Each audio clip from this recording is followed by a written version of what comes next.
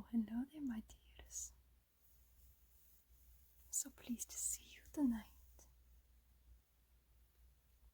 My name is Sindy with an S. And I know why you're here tonight. Oh, yes. I know why you came. And I'm so happy that you're here tonight. You came to hear some spooky, scary,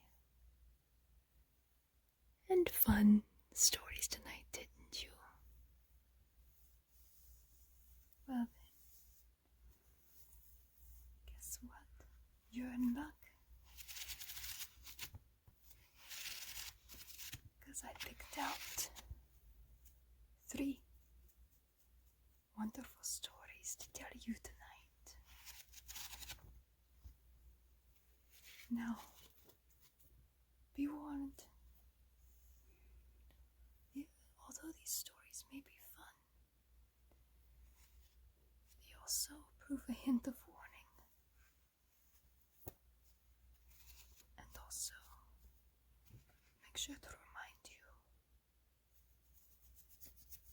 be wary of strangers out there. But mainly,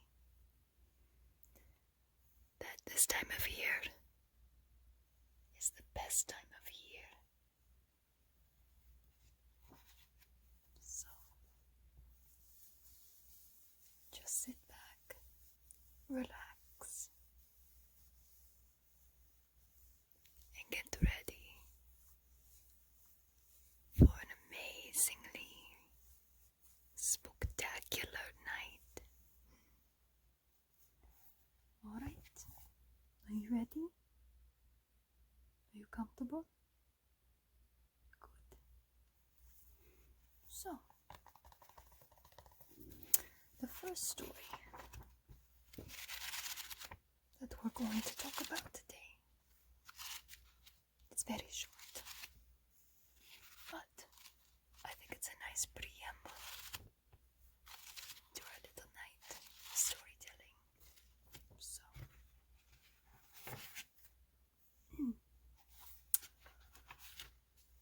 this story is called Something Was Wrong.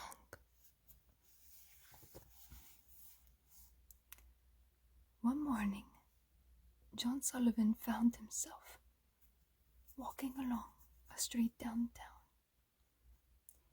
He could not explain what he was doing there, or how he got there, or where he had been earlier. He didn't even know what time it was. He saw a woman walking towards him and stopped her. "I'm afraid I forgot my watch," he said, and smiled. "Can you tell me the time?" When she saw him, she screamed and ran. Then John Sullivan noticed that other people were afraid of him. When they saw him coming, they flattened themselves against a building or ran across the street to stay out of his way. "There must be something wrong with me," John Sullivan thought. "I'd better get home." He hailed a taxi, but the driver took one look at him and sped away. John Sullivan did not understand what was going on, and it scared him. "Maybe somebody at home can come and get me," he thought. He found the telephone and called his wife, but the voice he did not recognize answered. "Is Mrs. Sullivan there?" he asked. "No, she is at the funeral," the voice said. "Mr. Sullivan was killed yesterday in an accident downtown."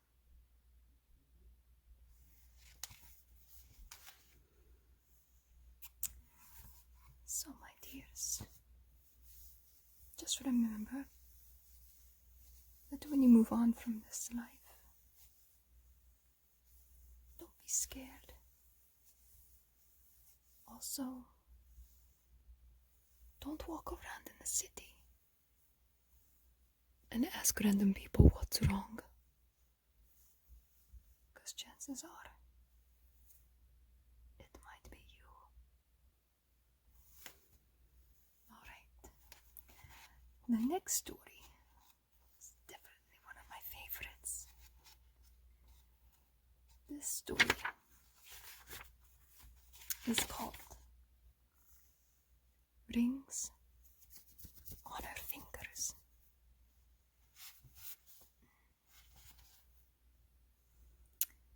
Daisy Clark had been in a coma for more than a month. When the doctor said that she had finally died, she was buried on a cool summer day in a small cemetery about a mile from her home. May she always rest in such peace, her husband said. But she didn't. Late that night, a grave robber with a shovel and a lantern began to dig her up. Since the ground was still soft, he quickly reached the coffin and got it open. His hunch was right. Daisy had been buried wearing 2 valuable rings. A wedding ring with a diamond in it, and a ring with a ruby that glowed as if it were alive. The thief got down on his knees and reached into the coffin to get the rings. But they were stuck fast on her fingers. So he decided that the only way to get them was to cut off her fingers with a knife. But when he cut into the finger with the wedding ring, it began to bleed, and Daisy Clark began to stir. Suddenly, she sat up. Terrified, the thief scrambled to his feet. He accidentally kicked over the lantern. The light went out. He could hear Daisy climb out of her grave, and she moved past him in the dark. He stood there frozen with fear, clutching the knife in his hand. When Daisy saw him, she pulled her shroud around her and asked, "Who are you?" When the grave robber heard this corpse speak, he ran. Daisy shrugged her shoulders and walked on, and never once looked back. But in his fear and confusion, the thief fled in the wrong direction. He pitched headlong into her grave, fell on his knife, and stabbed himself. While Daisy walked home, the thief bled to death.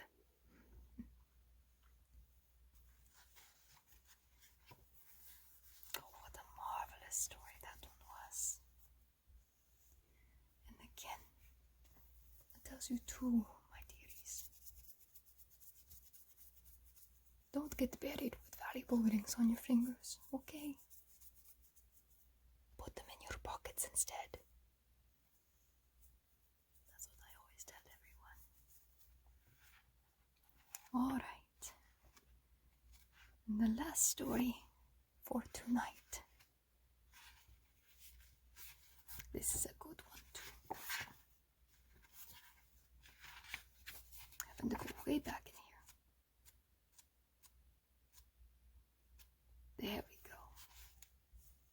So, last story is called The Man in the Middle. It was almost midnight.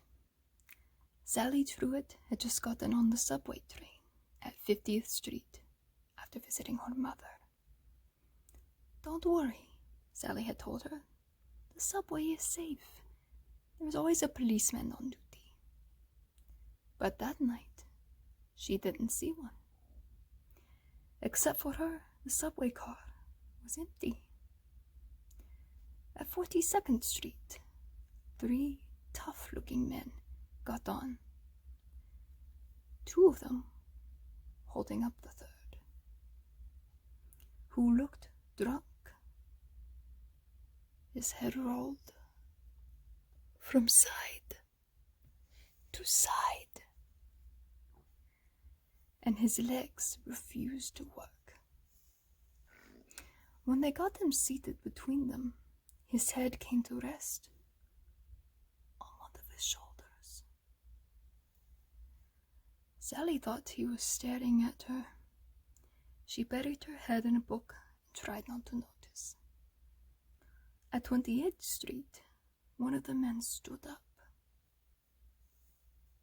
"Take it easy, Jim," he said to the man in the middle, and he got off. At 23rd Street, Jim's other friend stood up. "You'll be fine," he said, and he got off. Now, the only ones left in the car were Jim and Sally. Just then, the train went around a sharp curve, and Jim pitched onto the floor at Sally's feet. When she looked down at him, she saw a trickle of blood on the side of his head, and just above it, a bullet hole.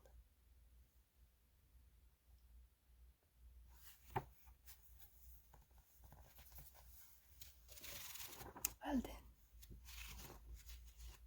I think those were some very, very, very wonderful stories tonight. So, remember kids, if you find yourself incapacitated and you need to get on the subway, always have a friend with you. So, doing this lovely little story time, I thought we could do just some gentle candlelight relaxation time.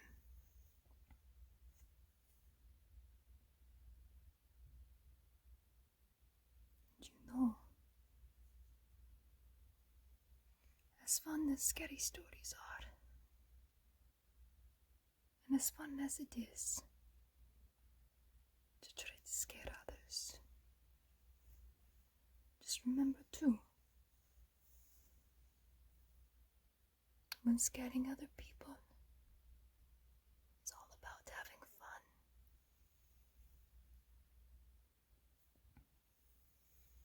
Because that's what that Sindy can't talk. Oh my goodness. Oops. What I was going to say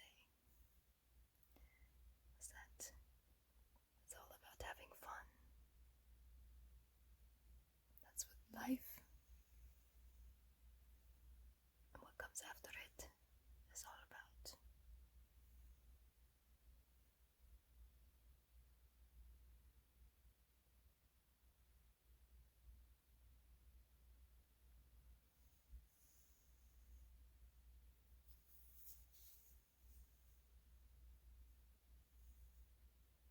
Just follow the candlelight as it helps you fall and sleep.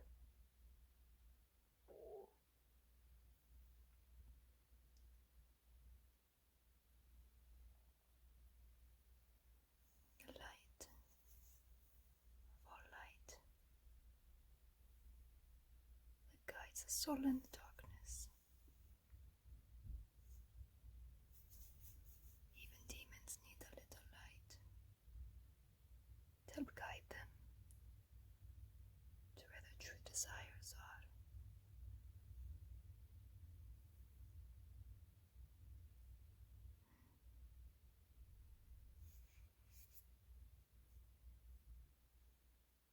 And you know something else, my dearies?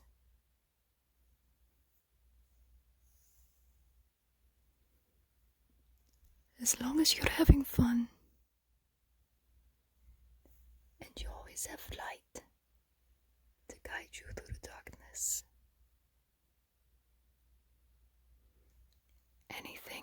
as possible. That's my life motto.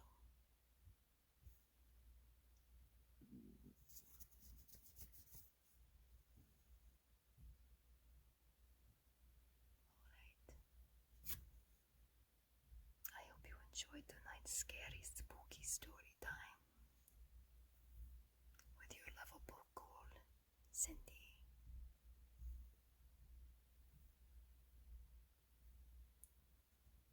So, take care, my lovely dearies. And remember, if you got the heebie-jeebies, make sure you have enough for everyone.